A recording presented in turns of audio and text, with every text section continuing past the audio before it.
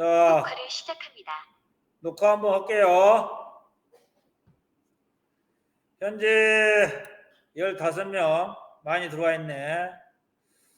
자, 오늘 또 이제 문서 공유를 해서 수업을 진행해 보도록 하겠습니다.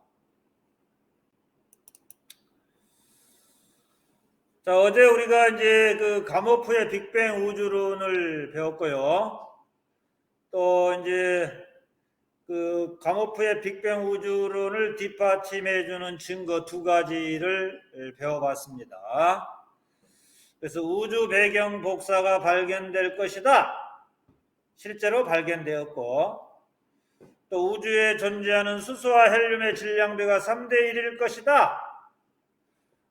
별빛의 스펙트럼을 조사해 보니까 실제로 3대 1임이 증명이 되었다.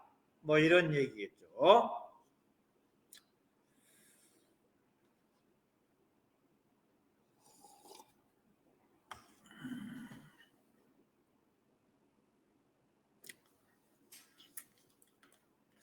자, 그러면 이제 어제 배웠던 내용에 이어서요. 스펙트럼 어제 했죠? 스펙트럼 어제 했죠? 스펙트럼은 연속 스펙트럼, 그 다음에 이제 흡수 스펙트럼, 그리고 방출 스펙트럼 이렇게 나눠주고 있어요. 자, 교과서 내용 이야기 한번 살펴볼게요. 잠시 복습하고 가도록 하겠습니다.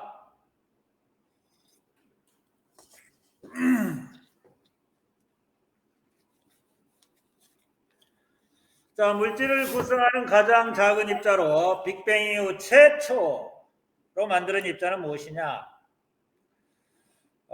최초로 만들어진 입자는 경입자인 쿼크하고 전자, 그리고 그 이후에 이 쿼크들이 결합을 해서 양성자, 쿼크들이 결합을 해서 중성자, 이렇게 됐어요. 그리고 양성자와 중성자 결합을 해서 원자핵, 그 다음 원자핵과 전자 결합해서 원자, 이렇게 구성이 됐다라고 보시면 되겠습니다. 괜찮아, 한기범. 들어왔으면 됐지.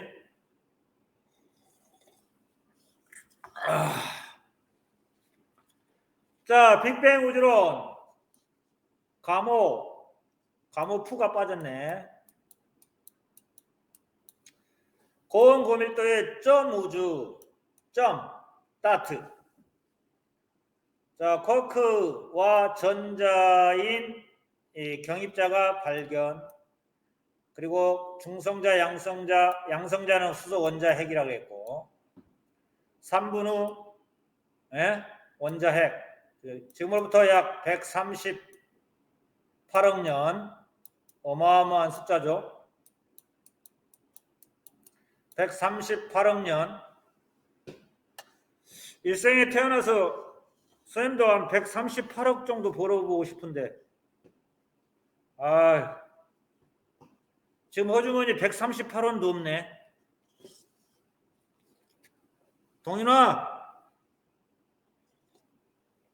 동윤이 최동윤. 예. 일생에 살면서 138억이라는 돈을 벌어보고 싶은데 지금 선생님 호주머니에 138원도 없어. 네. 어떻게 해야 되지? 열심히 일을 해야 되지 않을까요? 열심히.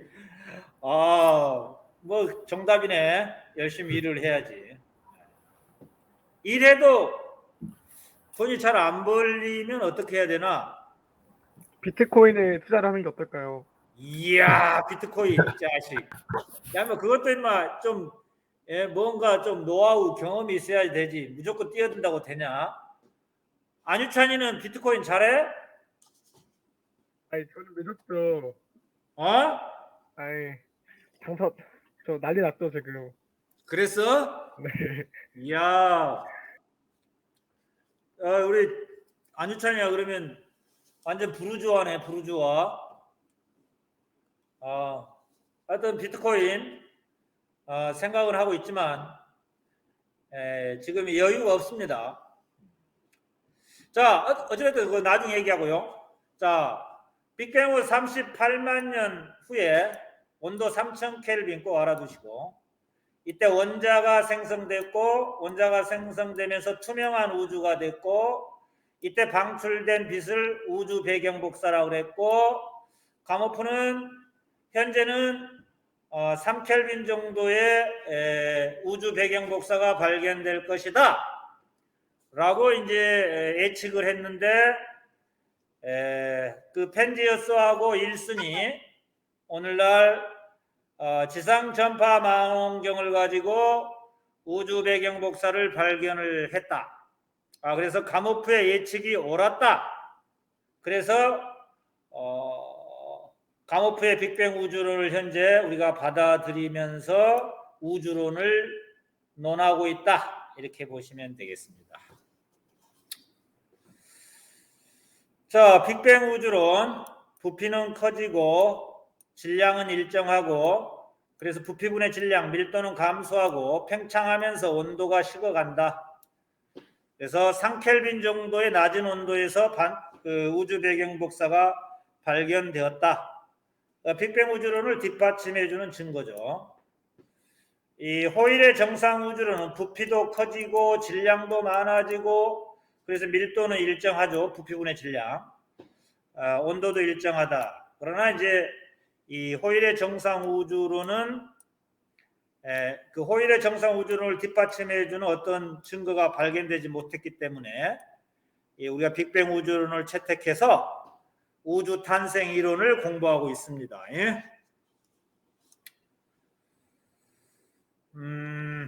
자, 그 다음에 이제 계속해서 살펴보기로 할게요. 우주 배경 복사의 발견은 빅뱅 우주론을 지지하는 강력한 증거이므로 우주가 팽창한다고 주장하였던 가모프의 승리로 끝이 났다. 팽창하면서 온도가 낮아진다. 온도가 낮아진 3켈빈 정도의 빛이 우주 전역에서 발견될 것이다. 로버트 윌슨과 아노 펜지어스가 지상 전파 망원경을 가지고 증명을 했기 때문에 가모프의 빅뱅 우주론이 호일의 정상 우주론을 뒤엎고 우리가 가모프의 빅뱅 우주론을 사용하고 있다. 이렇게 보시면 되겠습니다. 자, 그 다음에 이제 고온 고체의 빛을 갖다가 그대로 프리즘에 통과시키면 연속적인 색깔의 띠가 나타나요. 연속 스펙트럼. 자, 그 다음에 고온 고체에서 나오는 그 빛을 저온 기체가 흡수를 하게 되면 그 저온 기체가 흡수를 하게 되면 분광기상에 흡수 스펙트럼이 나타난다. 이 흡수 스펙트럼은 검은색으로 나타난다. 그 다음에 고온 기체가 그 방출하는 빛을 프리즘에 통과시키게 되면 색깔이 있는 방출 스펙트럼으로 나타난다. 그래서 이 저온 기체하고 고온 기체의 종류, 기체의 종류가 같으면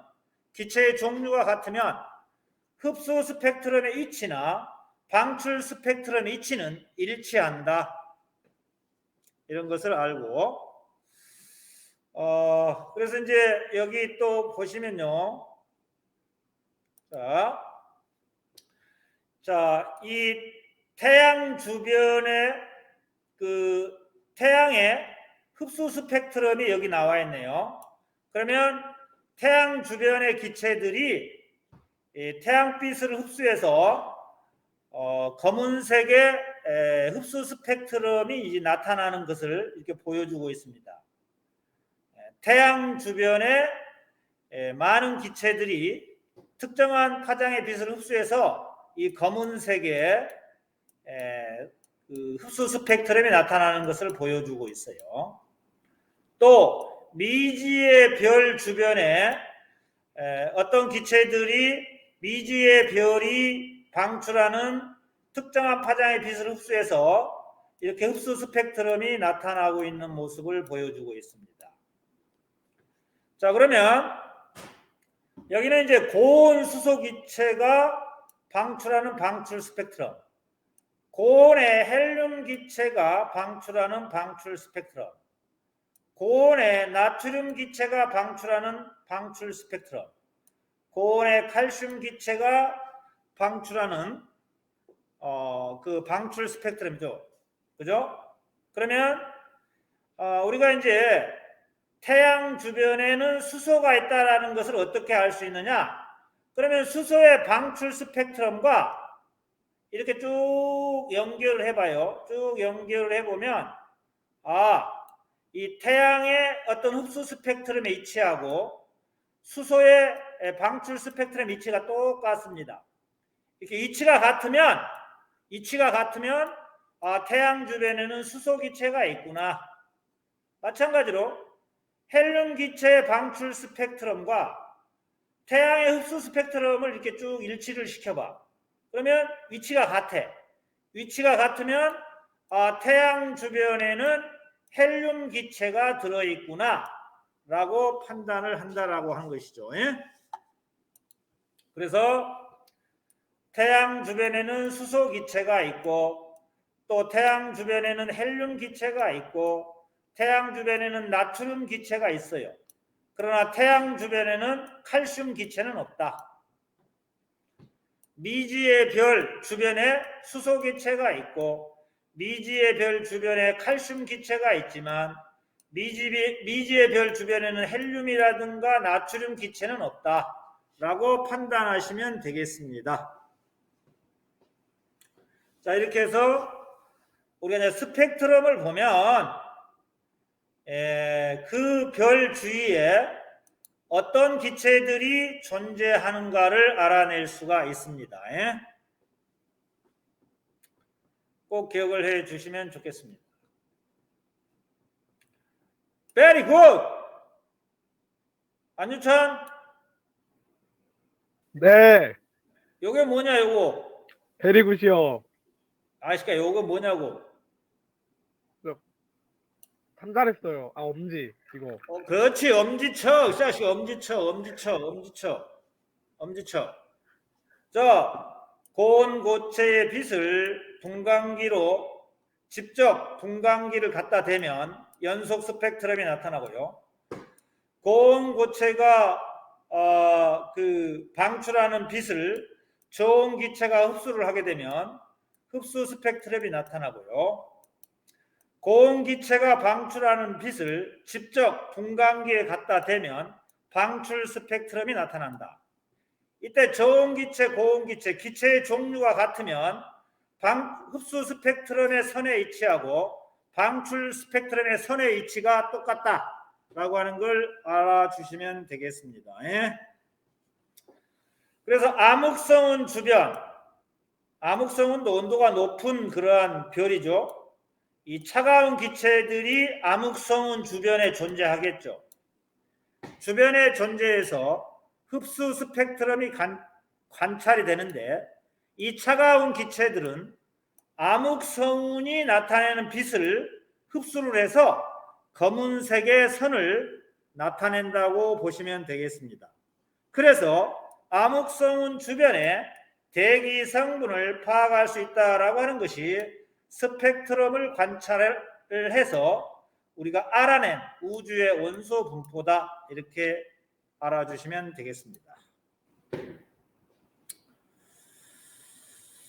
자, 그 다음에 이제 꼭 알아둬야 될 게 또 뭐가 있냐? 전번에도 어제도 얘기했지만 이 흡수선, 선 스펙트럼의 이 선의 폭, 굵기, 선의 폭, 선의 세기, 선의 굵기는 그 원소의 양이 많다는 것을 의미합니다. 예? 이렇게 굵기, 폭이 넓어. 폭이 넓으면 얘는 폭이 좁아. 그러면 방정관에 들어있는 기체의 양 또는 어떤 뭡니까? 별빛 주위에 어떤 기체들의 양이 더 많다. 양이 많으면 이렇게 선의 폭이 넓게 나타난다. 이렇게 보시면 되겠습니다. 그래서 스펙트럼의 선폭, 선의 굵기, 선의 세기는 원소의 함량을 알 수 있다. 그래서 우주에 존재하는 수소와 헬륨의 질량비가 3대 1이라는 것도 알게 되었다. 흡수선의 세기와 원소의 밀도는 비례하고 각 흡수선의 선폭을 비교하면 원소의 질량을 알 수 있다라고 하는 내용을 우리가 어제 공부했던 내용입니다. 자, 그러면 이제 오늘은 이걸 하겠습니다. 별의 탄생과 진화. 안유찬, 네, 너는 어디서 왔지? 별에서 왔죠. 그래, 맞아. 그게 정답이야. 별에서 온 거야. 별에서. 별이 죽으면서 쏟아낸 원소들이 너희 몸 안에 지금 들어있는 거야. 그래서 나의 조상이 누구냐? 그러면 아버지입니다. 또는 할아버지입니다. 이렇게 얘기하면 안 돼. 나의 조상은 저 하늘의 별입니다. 이렇게 얘기를 해야지 손 걷고 다니는 학생들의 어떤 대답이다. 이렇게 보시면 돼요. 알겠냐? 나의 조상은 할아버지입니다. 이렇게 얘기하면 안 되고 나의 조상은 별입니다. 이렇게 얘기할 줄 알아야 된다. 왜? 우리는 별의 탄생과 진화를 우리가 지금 공부하고 있기 때문에. 그래서 교과서 그림을 좀 봐라. 여기 꼭꼭 참고라고 그래서 꼭꼭 참고. 별의 탄생과 진화와 관련된 교과서 그림을 지금 빨리 보셔야 된다. 보셔야 돼요. 그죠? 그래서 자, 별은 어떻게 해서 일생을 살아가느냐? 별의 일생. 자, 그러면 이제 살펴보기로 할게요. 간단하게 한번 살펴볼 필요가 있는데 그게 어디에 나왔냐면 얼른 결과론적인 것부터 한번 보시면 별의 일생이 어떻게 진행되느냐라고 하는 것이 1-1-2에 나와 있구나. 그거는 이제 그 다음 단원에서 공부하고요. 자, 별은 분자 성운. 그러니까 별을 이루는 여러 가지 먼지라든가 티끌, 구름 이런 것들을 분자 성운이라고 그러죠. 그래서 원시별, 그 다음에는 주계열성, 분자 성운, 원시별, 주계열성 이런 과정을 거쳐요. 그래서 모든 별이 똑같이 진행이 돼요. 주계열성까지는 똑같다. 그리고 그 이후부터는 별의 질량에 따라서 첫 번째, 태양 정도의 질량을 가진 별은 자, 성운, 원시별, 주계열성, 다음에 여기 꼭 알아줘. 가로. 적색 거성입니다. 빨간색을 띠는 적색 거성을 거쳐 행성상 성운, 그 다음에 여기는 백색 외성. 백색 외성으로 일생을 마감합니다. 그래서 이제 정리해 볼게요. 자, 태양 정도의 질량을 가진 별. 맨 처음에 분자성운, 원시별, 주계열성, 적색 거성을 거쳐 행성상성은 백색 외성으로 일생을 마감한다. 이렇게 보시면 됩니다. 서민준. 네. 태양 정도의 질량을 가진 별의 일생 과정을 한번 간단하게 얘기해봐. 분자성은 원시별, 주계열성, 적색거성, 행성상성은 백색괴성. 아주 잘했어요.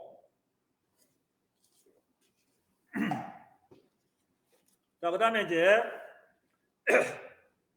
두 번째, 태양보다 무거운 질량을 가진 별은 여기서 이제 여기 가진 여기. 자, 주계열성까지는 똑같아. 분자성은 원시별, 주계열성까지는 똑같고 여기에 태양보다 무거운 질량을 가진 별은 주계열성을 지나면 이제 뭘로 되느냐? 초거성으로 변해. 초거성으로 변한 다음에 다시 이제 초신성 폭발. 초신성이라고 하는 것은 그 초거성 안에서 이제 나중에 배우겠지만 각 원소들의 핵융합 반응이 일어나요. 그러면 밀도가 굉장히 커져요. 그 밀도가 굉장히 커진 별을 초신성이라고 그래요. 그럼 밀도가 너무 커져. 밀도가 커져서 견딜 수가 없어. 그러면 펑! 폭발하지. 폭발을 해서 중성자별이나 블랙홀로 일생을 마감하게 된다. 이렇게 보시면 돼요. 안유찬, 네. 태양보다 무거운 질량을 가진 별의 일생 과정을 아주 간단하게 간략하게 한번 얘기해봐. 초거성이었다가 아니 처음부터. 처음부터요.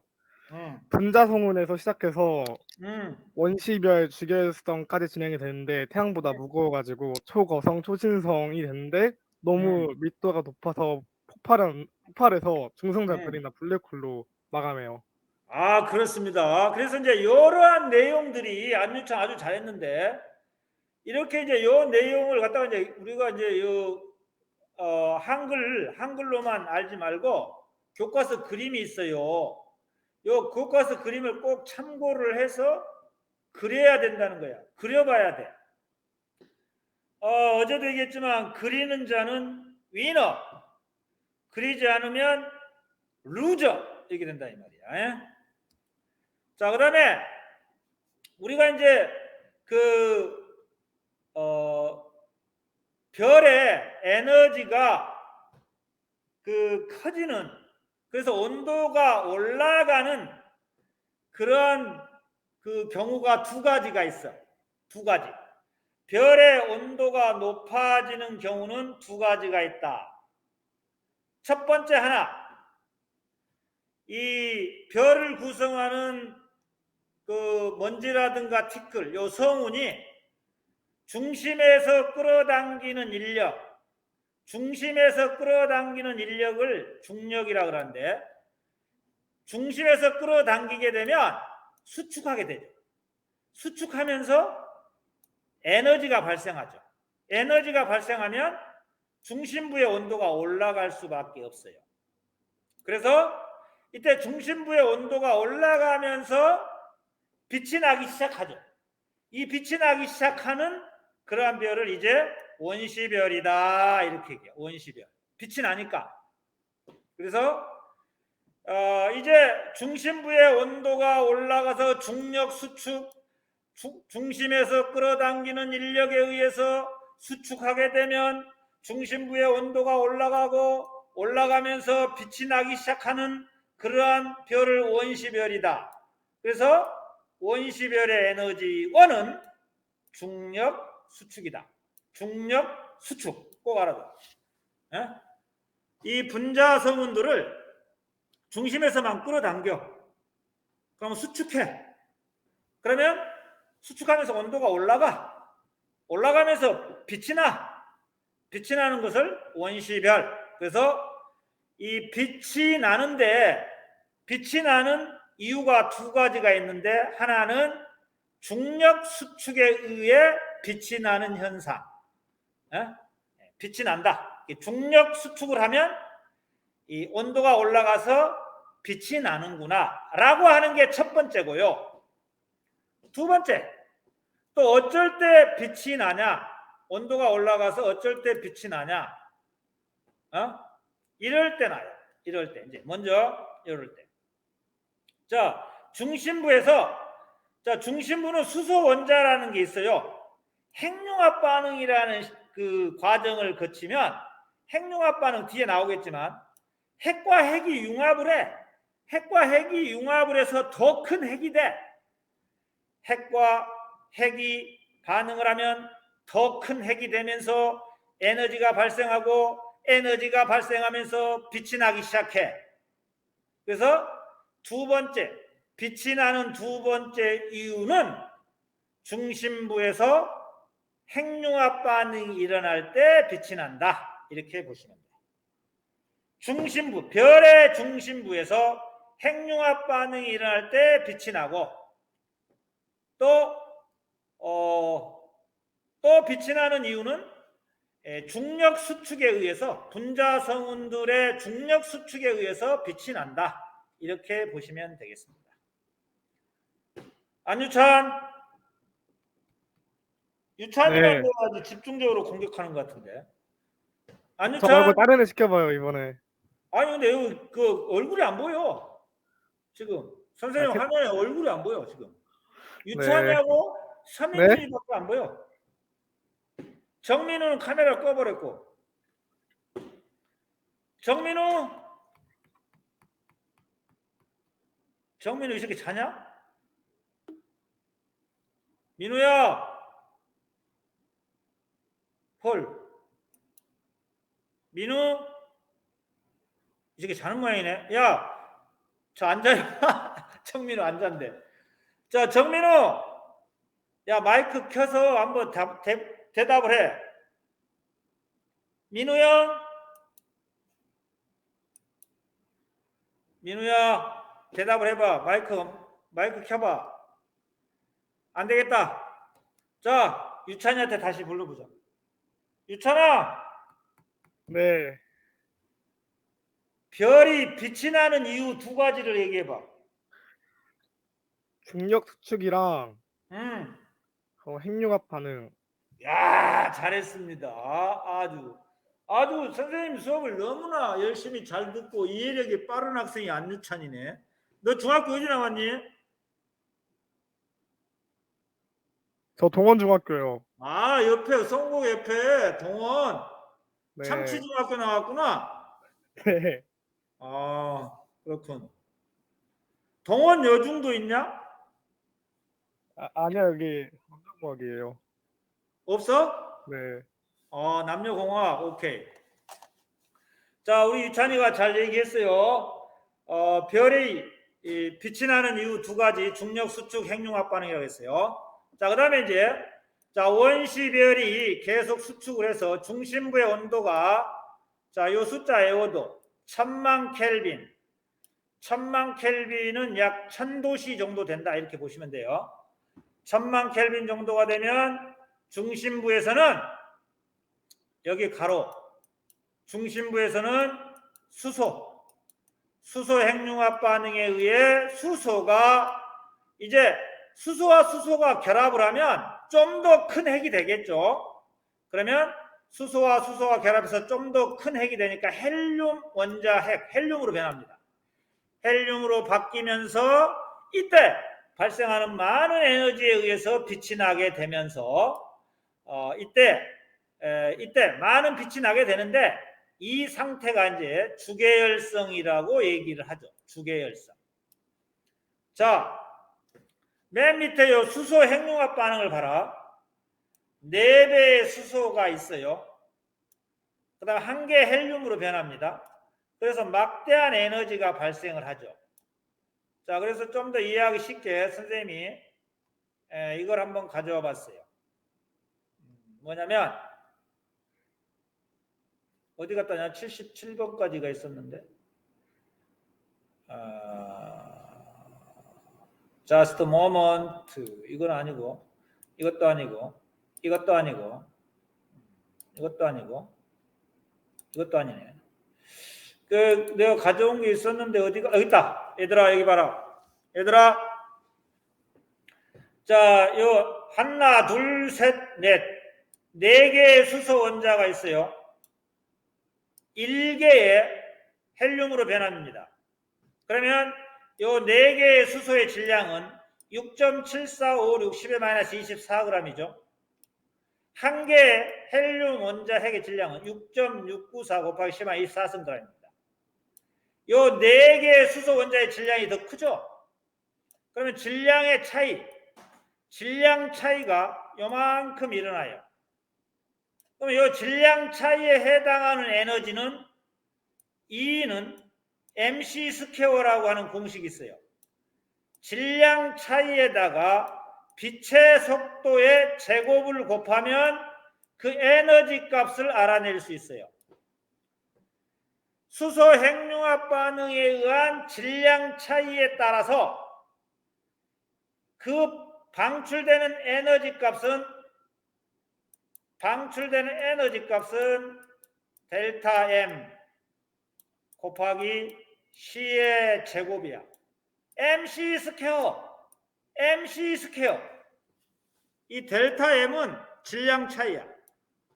질량 차이에다가 빛의 속도의 제곱을 곱하면 방출되는 에너지 값을 얻어낼 수 있다. 이게 누구의 법칙인지 아냐 혹시? 서민준? 네. E = mc 스퀘어라고 하는 이 공식이 누구의 이론이야? 민준이 이론이냐? 아니요. 그럼 누구의 이론이지? 안유찬이는 아나? 저 알죠. 누구의 이론이야? 그거 아이신타임 특수 이야, 이 성격이거든요. 자식 공부 열심히 하네 진짜. 왜 이렇게 공부를 열심히 하지 우리 안유찬이? 크게 될 놈이네. 자, 유찬이 얘기했듯이 방출되는 에너지 값은 델타 M에 곱하기 C의 제곱이라고 하는 요 식은 아인슈타인의 일반식입니다. 아인슈타인의 식이죠. mc 스퀘어. 그래서 다시 올라갈게요. 자, 이처럼 네 개의 수소 원자가 한 개의 헬륨 원자 헬륨으로 변하면서 네 개의 수소 원자가 한 개의 헬륨으로 변하면서 막대한 양의 에너지가 mc 스퀘어로 방출되어서 나오게 된다. 그래서 이 주계열성 단계에서는 중력에 의해서 수축하는 힘과 수소 핵융합 반응에 의해서 팽창하는 힘이 자 여기 가로 평형을 이룬다.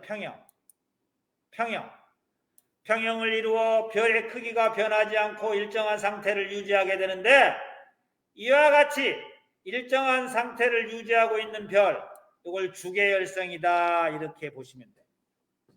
주계열성. 그래서 현재 태양이 주계열성 단계이며 모든 별의 일성은 90% 이상 주계열성 단계에서 보내게 된다 이런 얘기야. 그래서 이제 주계열성 상태가 되잖아.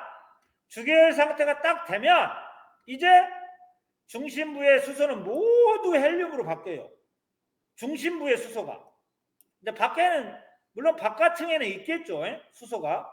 그래서 별은 다시 헬륨으로 되면서 또 이제 헬륨끼리 수축을 해. 헬륨끼리 수축을 해서 이제 온도가 올라가기 시작하고 그 다음에 이제 바깥층에는 수소가 남아있죠. 중심부는 수소가 없지만 바깥층에 남아있던 수소가 조금씩 핵융합 반응을 일으켜 별이 빨간색으로 변하죠. 빨간색. 이 빨간색으로 부풀어 오르게 되는죠. 이 빨간색으로 부풀게 오르게 되는 그 별을 갖다가 이 상태를 갖다가 빨간색으로 부풀어 오릅니다. 이걸 적색 거성이라고 그래요. 적색 거성. 적색 거성이라고 얘기하고 이제 계속해서 중심부에서 수소 핵융합 반응이 일어나죠. 수소 핵융합 반응. 그러면 헬륨이죠. 헬륨. 중심부에서 헬륨의 핵융합 반응이 일어나죠.